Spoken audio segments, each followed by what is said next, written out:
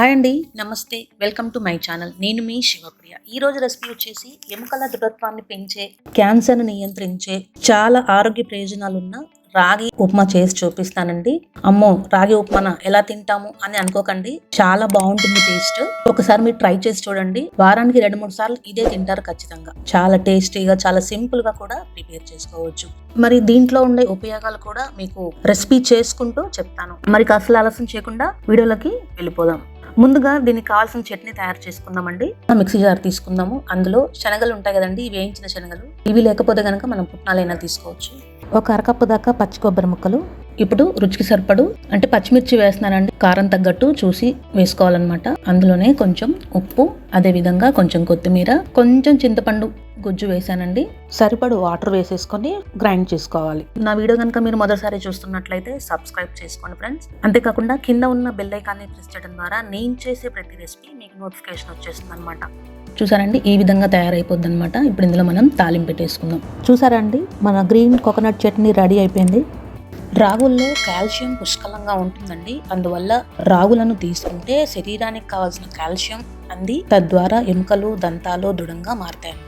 అంతేకాకుండా మధుమేహాన్ని కూడా కంట్రోల్ చేసే శక్తి దీంట్లో ఉంటుంది. ఇప్పుడు ఉప్మా ప్రాసెస్ చూద్దామండి. ఇప్పుడు గిన్నె తీసుకుందామండి, స్టవ్ ఆన్ చేసుకుందాం. అందులో ఒక పావు కప్పు ఆయిల్ వేసేసుకుందాం. రాగుల్లో ఉండే పాలిఫినాల్స్, డైటరీ ఫైబర్ మధుమేహాన్ని బాగా నియంత్రిస్తాయి అన్నమాట.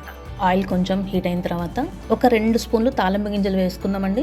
తర్వాత కొంచెం కరివేపాకు, అదేవిధంగా ఎండుమిరపకాయలు, కట్ చేసుకున్న పచ్చిమిరపకాయలు, అదేవిధంగా సన్నగా కట్ చేసుకున్న ఉల్లిపాయ ముక్కలు, ఒక అరకప్పు క్యారెట్ ముక్కలు. ఈ విధంగా అన్ని సన్నగా ఉంటేనే బాగుంటుందండి. అన్ని వేసేసుకున్న తర్వాత జస్ట్ ఒక 3 or 4 minutes బాగా వేయించేసుకోవాలన్నమాట. వీటికి క్యాన్సర్ని నిరోధించే శక్తి కూడా బాగా ఉంటుందన్నమాట. ఇది మంచి డైట్ ఫుడ్.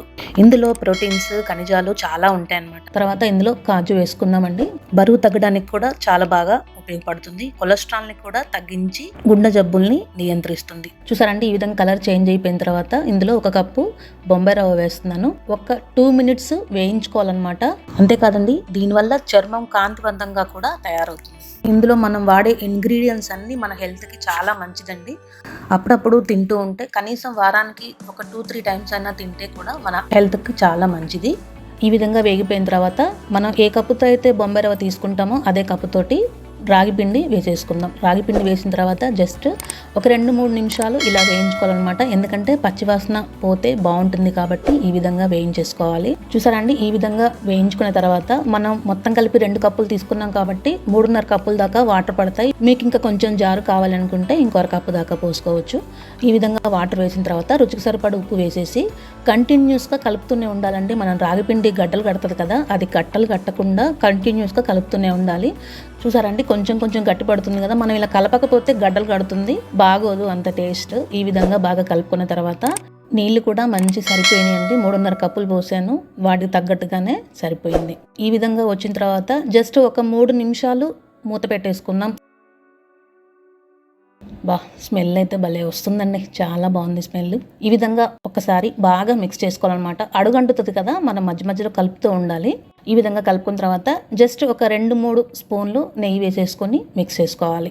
ఇక నేను వీడియోలో చెప్తుంటాను కదండి, లైక్ చేయండి, షేర్ చేయండి, సబ్స్క్రైబ్ చేయండి అని. అలా ఎందుకు చెప్తానంటే, మీరు లైక్ చేయడం వల్ల నా వీడియో అనేది ఇంకొంతమందికి షేర్ అవుతుంది. దయచేసి మీరు కూడా లైక్ చేసి కామెంట్ చేయండి. ఒకసారి మిక్స్ చేసుకున్న తర్వాత ఫైనల్ గా కొత్తిమీర వేసేసి అలా మిక్స్ చేసేసుకొని సర్వ్ చేసుకోవడమే. చూసారండి, ఈ రాగి పిండిలో ఎన్ని ఉపయోగాలు ఉన్నాయో, చాలా బెనిఫిట్స్ అన్నమాట. ఒక్కసారి టేస్ట్ చేస్తే మళ్ళీ మళ్ళీ ఇదే చేసుకొని తింటారు, అంత బాగుంటుంది అనమాట.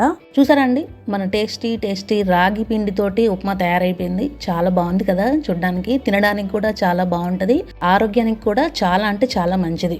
ఏంటి, నచ్చిందా ఫ్రెండ్స్? నచ్చినట్లయితే మీరు కూడా ట్రై చేస్తారు కదా. ట్రై చేసి మీకు ఎలా వచ్చిందో కింద కామెంట్ సెక్షన్ లో తెలియజేయండి. మరి ఒక హెల్దీ రెసిపీ తోటి మీ ముందుకు వచ్చేస్తాను ఫ్రెండ్స్. అంతవరకు సెలవు. Support us friends. Thank you.